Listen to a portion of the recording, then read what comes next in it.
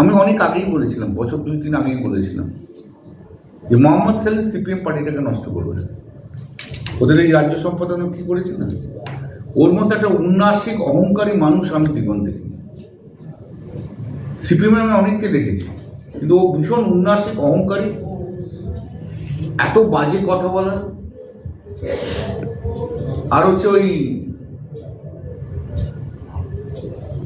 সব জায়গায় ঘুরে বেড়িয়ে ক্যান্ডিডেট হওয়া, তো মাইগ্রেন্ট ক্যান্ডিডেট, ভীষণ অহংকারী, কথাবার্তা বলে অহংকার রয়েছে, কাউকে মানতেই চায় না।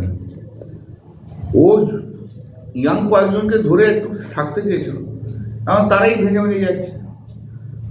ওর একদিকে মীনাক্ষী, আরেকদিকে গোটা তৃণমূল ওই সিপিএম এর সব যুবরা রয়েছে।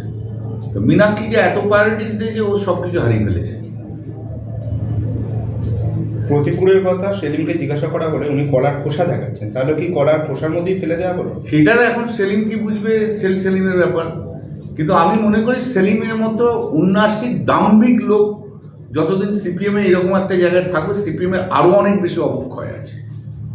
একটা কোয়েশ্চেন অ্যাডিশন করছি, মীনাক্ষী প্রসঙ্গে, মীনাক্ষী মুখার্জি নাকি উত্তরপাড়া থেকে কন্টেস্ট করবে। সে করুক না, ও হারিয়ে ভূত করে ছেড়ে দেবো, চিন্তা করবেন না।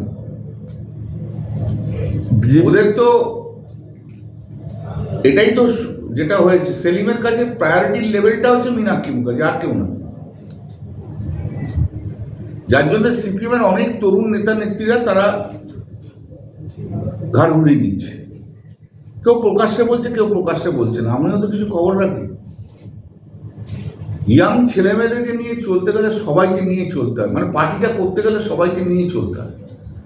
কিন্তু তুমি একজনকে প্রায়োরিটি দেবে আর কাউকে দেবে না, সেটা তো হয় না।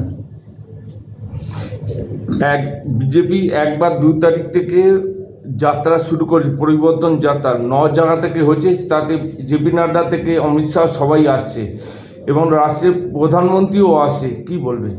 ওরা তো পরিযায়ী নেতা, আসে চলে যায়, সবাই জানে, ডুমুরের ফুল ওরা। রথযাত্রা করে কি হবে? বাঙালির উন্নয়নের জন্য কত টাকা দিয়েছে সেগুলো বলে যাবে। রথযাত্রা যখন করবে তখন যেন বলে যে 3 বছরে কত টাকা দিয়েছে। যুক্তি নয়, টাকা চায়, মানুষ রিলিফ চায়। জাহারান হারবে না এবারে, দেখতে থাকো শুধু। যত আসবে তত হারবে, যত আসবে তত হারবে, যত রথের চাকা গড়াবে তত হাজার হাজার ভোট কমতে আরম্ভ করবে। সব তো 2 নম্বরই লোকগুলো আসছে, আবার কি আছে? আর সবাই জানে বিজেপিতে এখন টাকা দিলে টিকিট পাওয়া যাচ্ছে, রথ করুক আর যাই করুক।